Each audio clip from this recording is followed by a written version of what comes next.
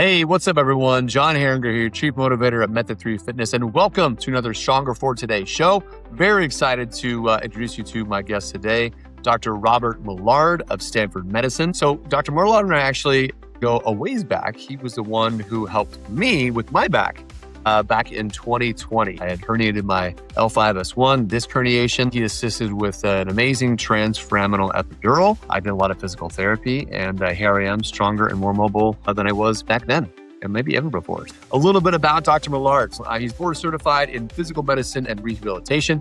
He's fellowship trained in interventional spine care and sports medicine. Prior to joining Stanford, he was actually also in private practice for 27 years.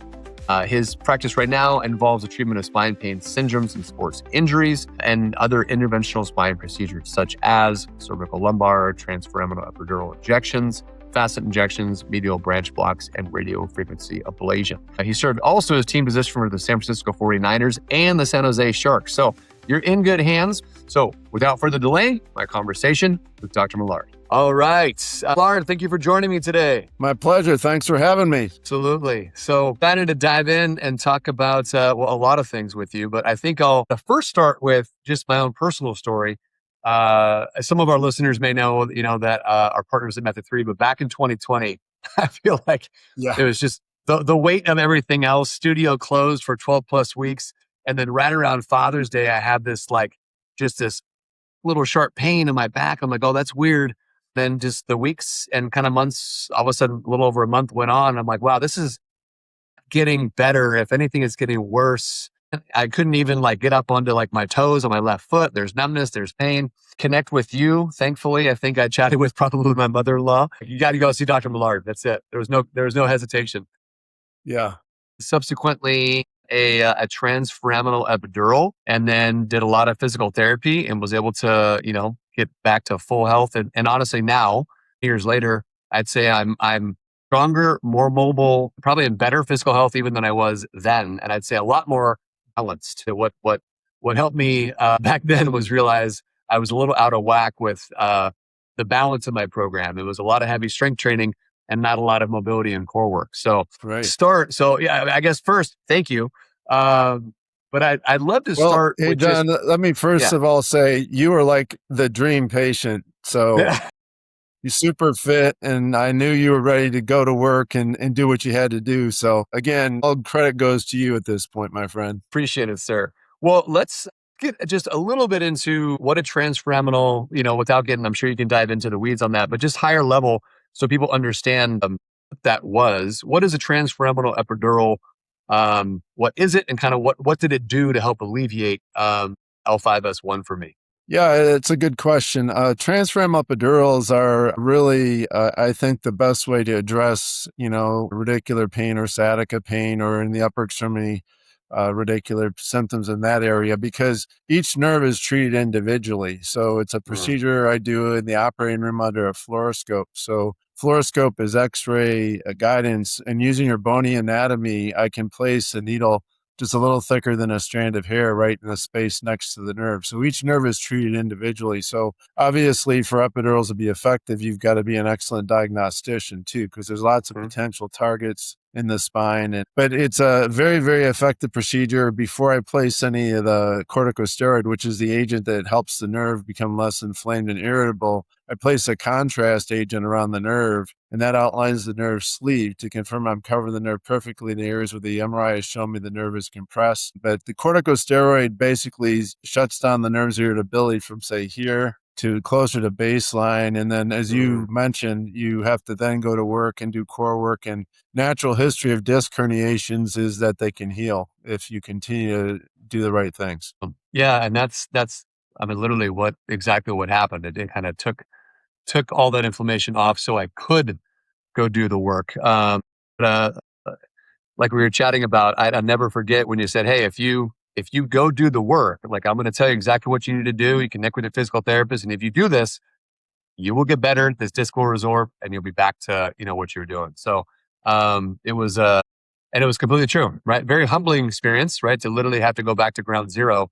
It's scary too. I mean, you're losing power in your calf, and the pain and the numbness. That's all very disconcerting. It's a scary time, but if you fight through the storm and you believe in the process, the majority of people will do exceptionally well. Absolutely. So I'm curious because you've treated obviously just a wide variety of people, right? A lot of elite athletes, and then your everyday people as well. What do you see as some of the differences between them? I'm thinking more so as it relates to recovery. Do you feel that athletes are recovering? Are they putting more, uh, maybe similar to Iowa's, like a lot of emphasis and effort into it, and the normal, everyday general population isn't? Do you see the opposite? What does that look like? Yeah, that's a great question. I've been extremely blessed. I've treated the Niners for 16 years and Sharks for 10, and I've Yeah. treated a lot of collegiate and high school athletes as well over my 34 years in practice. And what I would tell you, first of all, professional athletes are freakish in what they can really achieve with injury and how they can continue to, participate at world class levels. They're obviously highly incentivized, but they're also genetically gifted in that way. And as you know, as we all go through the process of life, the funnel gets a little tighter. And they're selected over the process of playing high level high school, college, and professional sports, many of them. And so these are people that can really perform at very, very high levels with any injury. For instance, there's many professional athletes that I've treated with absolutely huge disc herniations. I've done epidurals and settled things down, rehabbed them, and got them back on the playing field that same season. And Wow. when you look at the more typical patient, obviously they're not as well conditioned or incentivized, and they're having a hard time walking around their block. So, Mhm. but I think Mhm. the pressure of professional sports also really pushes them to the edge to, return to Mm. play maybe sooner than they should because they know there's a young athlete in the background that's ready to take their job. And it's there's a lot of pressure to be a professional athlete to compete. Otherwise, Yeah. you're not really essential to the process of the team any longer. Yeah, and obviously that's a huge incentive in and of itself, which you're right. I think typical patients probably don't have as much. So when, in your practice, obviously many, many years in practice treating a variety of people, what what are some of the, and back pain, right? It's a common topic that we discuss even in Method 3 with a lot of our partners. We specialize in the, 45, 50 plus markets. So um what are some of the most common causes you see? And I'm saying back pain generally speaking. Obviously, there's a variety of things I know that can happen there. Um, but what I'm curious about are some of the most common ones you see that are somewhat preventable, and or um, if we do certain work, maybe we can push off when we actually are symptomatic for some of these things. Yeah, I think the important thing is as you mentioned, spine injuries are really, really common. And when I first started my private practice, I actually went to athletic clubs and did lectures and injury clinics and things like that because I knew my job would be a lot easier if my patients were athletic and motivated to exercise because I know how essential that is to success in spine treatment. So Mhm. the most common injuries that I see in my practice are typically disc herniations in the cervical and lumbar spine and subsequent extremity symptoms. And unfortunately, a lot of the people that are doing these things as we get older in life, we're not doing core exercises and we're still staying very, very active. Many people in this Bay Area, particularly, and you're not doing the foundational work to prevent injury. And Mhm. unfortunately, people don't get how important core is until they have a significant spine injury, and that's a little too Yeah. late at that point. Yeah. So when people do have these injuries, I think, most of the time I'm sure it's pretty evident that there's a problem. But sometimes, especially as we get older, people think, oh, these are just aches and pains I normally have. What are signs that, or how do you help patients understand, like, hey, is it symptoms happening in the extremities? Like I had, I could very the pain I was feeling was not normal for me. I could tell that. And number two, I'm like, I'm feeling numb on my left side and I can't actually go up onto one foot and contract my calf. That's an issue. What do you see? But I don't know. Is that normal for everyone? Are there other things that they should be paying attention to so that they're not ignoring the pain? Yeah, I think any pain that disrupts life is important to get evaluated, particularly as we age and get older. Things can sneak up on you. So I would tell people that anything that doesn't feel right, that disrupts your ability to do the things you enjoy every day or just the typical activities of daily living should be evaluated by a specialist in a big hurry. Sounds good. You speak to more of maybe why, in your opinion, obviously expertise over all the years, um, why have you come to see that specific core training kind of, certain muscles maybe that comprises that you uh, actually instruct patients to kind of work on? Why is that so important as how it relates to spine health? Well, I think what core strength and flexibility allows you to do is really position your spine in positions called neutral spine that allows the structures that are causing your pain to heal and to recover. So it's all about using a foundational strength of core. A lot of people rely on external corsets if they have back pain. I always instruct my patients, your job is to get core strong so you have that corset for yourself. So you can use that muscular strength as a proprioceptive guide if you're getting out of spine neutral. I'm a firm believer in strength and flexibility through the core and through the hip girdle and through the Yeah. lower extremities are absolutely essential for spine health long term. And, if you get into that even before you have an injury, you're probably putting a potential injury on the back burner. Love it. And that was going to be one of my things is just, things, especially the 50 plus community, certain things they can do to prevent or offset some of these things. And it sounds like, you know, overall fitness really, but core training, strength, like you said, strengthening that entire core area, and then mobility, flexibility in and around lower extremity, but definitely the hips as well. Yeah. Awesome. Yeah, Yeah. And that was a absolutely. big piece for me was tightness in the hips was very evident. And it was one of those things where I should know better. If this is so tight, my body's going to figure out a way either above or below. It chose above. My back Yeah. took the brunt. Yeah. Well, people Yeah. forget our bodies are really a big kinetic chain. And if you're Mhm. favoring one aspect, whether it be because of a painful structure or if it's inflexible, it's going to stress the areas adjacent to it. And that's what a lot of people lose track of. Yeah, absolutely. So I'm curious, it sounds like, strength is important, core strength is important, mobility, core, all these things. But it sounds like all of them kind of have a good equal level of importance. The key is just doing something, not nothing. Would you say that's correct? Absolutely. And, the thing to always remember too is the strength and flexibility are going to allow you to maintain mobility. That's how I'd really look at it. It's really important, particularly as we age. Absolutely. Yeah. What we've encountered sometimes is, especially with the older adult, is that there's sometimes a fear, right? And maybe an intimidation regarding strength training, moving into these ranges of motions that maybe they haven't put their bodies into before.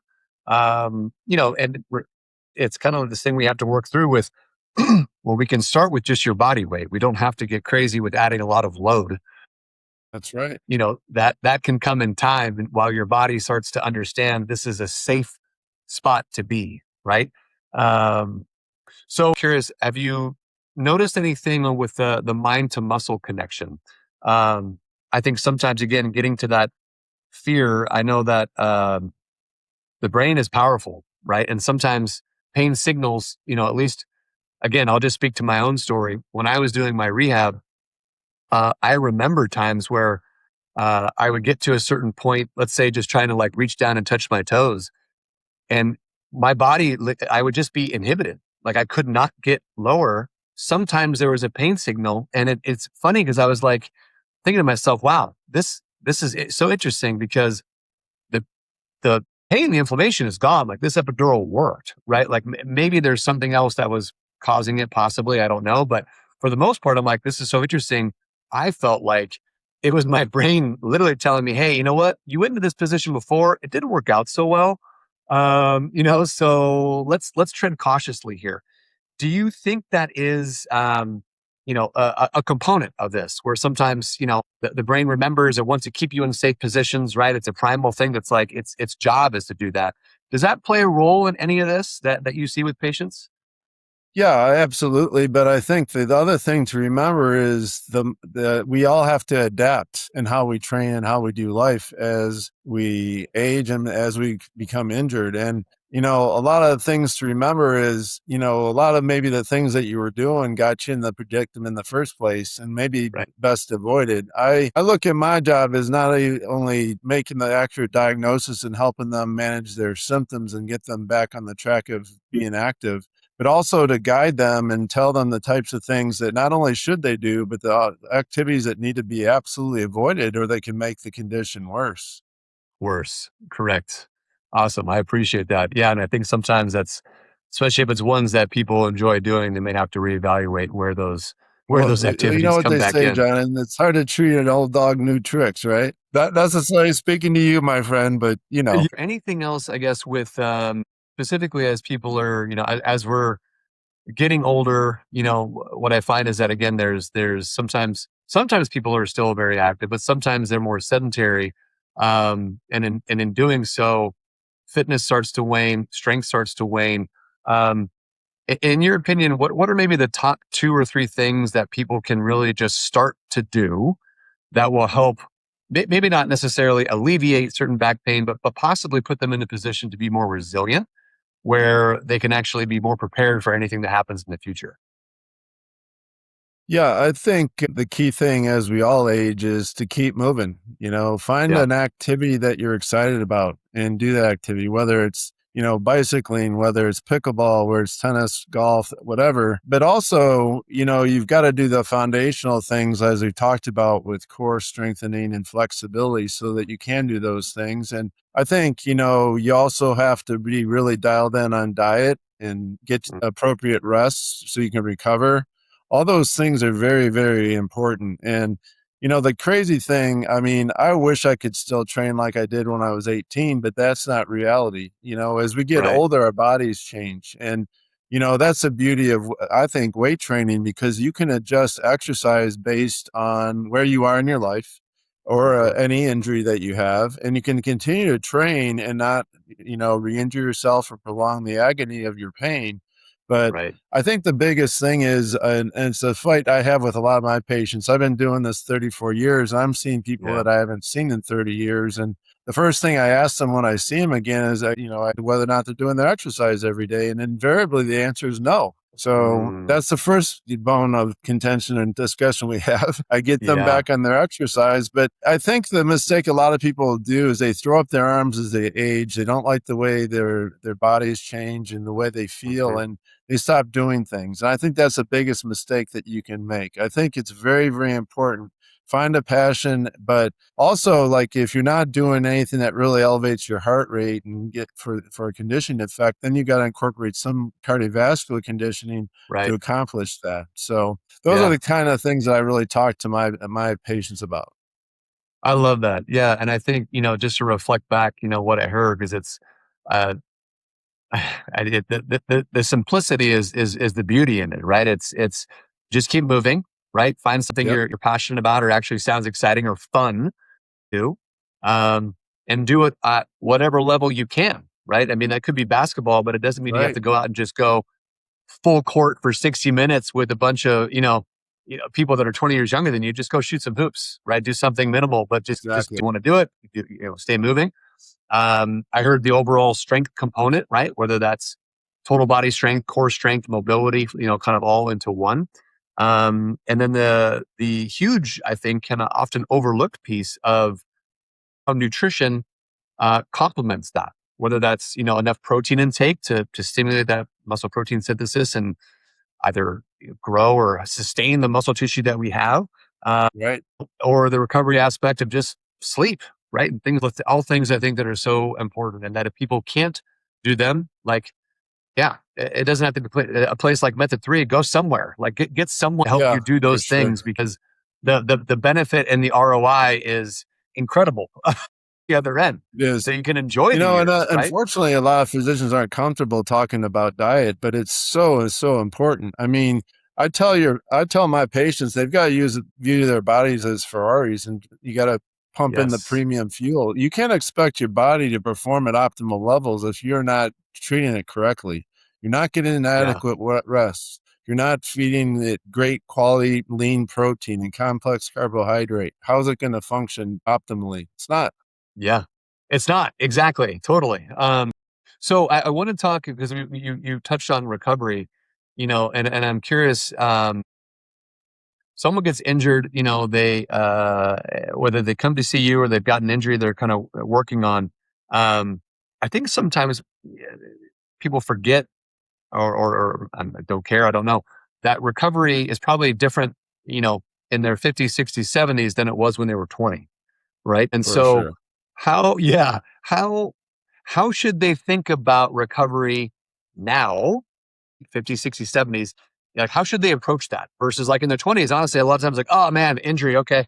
Yeah, I'll hang loose for like a day, probably get back after it. Right. So it's Right. like now, Yeah. how should people be thinking about that?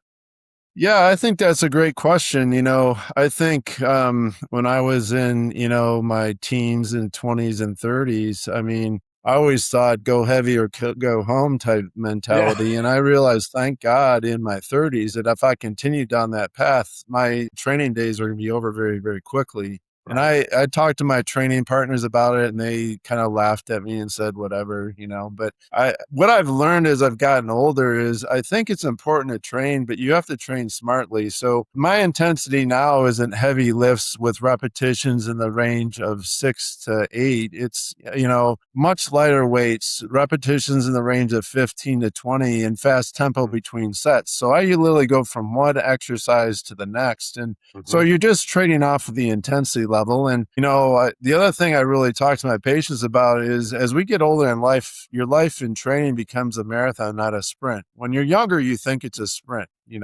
time's Yeah. wasting. You got to be strong and fast and flexible and do all these things. But as we get older, it's all about maintenance of health. That's what really matters and consistency with training. It doesn't make any Yeah. sense to go heavy and hurt yourself and then you can't train for 6 or 8 months. Then you're starting from Right. ground zero.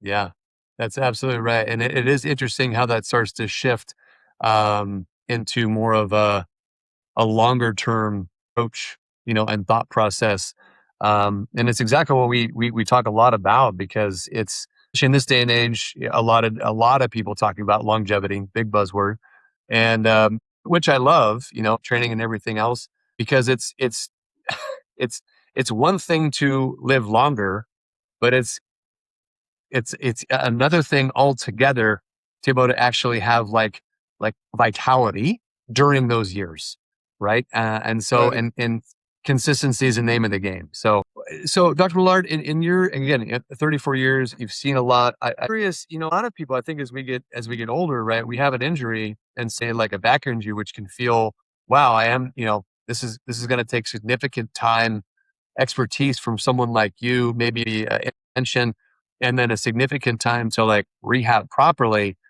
there is this fear that kind of exists, and sometimes that could be paralyzing. I'd say for some people. So, are there any conversations you have with people sometimes post, during their recovery, right? Some sort of conversation about how to approach movement again, or how to maybe overcome that fear? Yeah, that's a great question. I think, again, my job is to really instruct them in trying to avoid the types of exercise or movements or sitting too long or lifting incorrectly that could potentially re injure them or cause a significant flare up. And one of the things we've talked about is shutting down the pain with procedures like epidurals, allowing the nerve to heal, but then it's still a process wherein the disc has to heal. And that takes Mm, time. That doesn't happen overnight. So what I also really help my patients try to understand is, hey, there's going to be days when you don't feel great, and you have to be careful those days. Those are the days yeah, you're trying to stay active, do something that doesn't really put the pain at a very significant level, but understand you're going to start having more and more good days as your disc heals. And So again, it comes down to avoiding the types of things with disc herniations like sitting too long, lifting incorrectly, staying true to the core. And I think, unfortunately, a lot of people, the fear factor does overcome them and they start having a flare up and they stop doing the most important thing, which is continue to try to core exercise at some level to allow Yeah. for the healing to be ongoing. So I Yeah. think, again, it's a discussion. It's encouraging them. It's preparing them for potential side effects or little flare-ups here and there, but having them also understand there's ways that they can manage those with like non-steroidal anti-inflammatory modalities like ice and heat, extra strength Tylenol to really keep them on the path of recovery. Yeah. I think the one thing I think you touched on there too was even just, of time for the disc then to heal, right? Inflammation's gone, but this is going to take time. And that's one thing you were very front with. I remember just, again, coming back to my story, was just setting the expectation, right? Of like, hey, yeah, you had this thing, you're going to do the work, but guess what? It's not going to like tweaks and you're just back to like, doing this is this. It's going to take time. And sometimes that can feel, whether that's defeating and or if I have that little flare up, the fear comes back and then I want to just stop, right? Instead of kind of listening to it or changing the routine if appropriate, but not stopping per se, right? We've talked about a lot, Dr. Millard. I'm curious, you had to whittle it down to just, two or three things that, hey, uh, someone over 50, I want to stay active. I want to stay strong. I want to stay independent over the next 20, 30, 40 plus years. What would some of those things be? What would that prescription for living stronger for today look like? Yeah, I think, again, it comes down to, preparing your body to be active. I think the core strengthening, things like front planks on your elbows and toes, crunches, a lot of stretching, quads, hamstrings, hip flexors, glutes, really, really important. I really think front and side planks are an awesome overall strengthening exercise for all the muscles that are important in spine. So I would definitely say do the foundational work, but you also have to cover the cardiovascular fitness side of things. You've got to cover the strength side of things. Again, it's keep moving, find an exercise. If it's not weight training or running or anything more active, find something you're passionate about, but fill in the gaps with training on your own, I would say. And then again, it's about getting adequate rest. For your body to perform optimally, you have to get rest so that it can perform. And again, diet is so important. As we get older, our metabolism completely changes. And if you're not really tight on your diet, it's easy to pack on weight in a hurry. And that really works against all orthopedic injuries, from your spine to your hips to your knees to your feet to your ankles, everything, right? So I think diet is absolutely crucial. Have your diet dialed in, get your rest and exercise at some level every day, and you'll have a great long life, healthy. Anything comes up, they can come see you, right? Just like a lot of us did here. I'm there to fill in the gaps if they need me. Excellent. Well, really appreciate your time, Dr. Millard. I know a lot of people listening, watching, are going to get a lot of value out of this. And thanks for all you do for, not just myself and my family, but the community at large. Very much appreciate it. Yeah, thanks for your kind words, man. It was my pleasure to treat you and your family, and it's truly a blessing when you love what you do and you're able to really help people get back to an active life, because I've dealt with my share of injuries as well, and it's really disturbing when it's a part of your hard drive. You're athletic and you want to be active and fit, and you can't. So I feel people's pain when they're unable to be as active as they'd like. So I'm compassionate and I'm motivated to get them well. Excellent. Well, thank you again. And for all of you watching, enjoyed this episode of the Stronger for Today show, and we'll see you next time.